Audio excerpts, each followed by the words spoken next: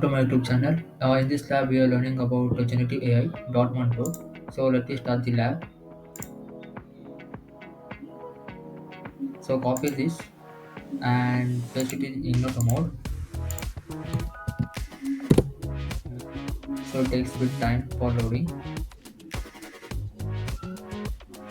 After this, you are given chats. You can continue with this chat, or else you can directly attend this quiz. So go to best score.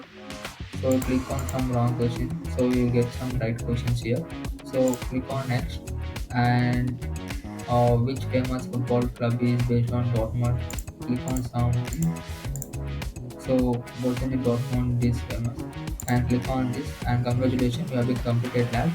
So come back to your lab and click on task number 5 and check my progress.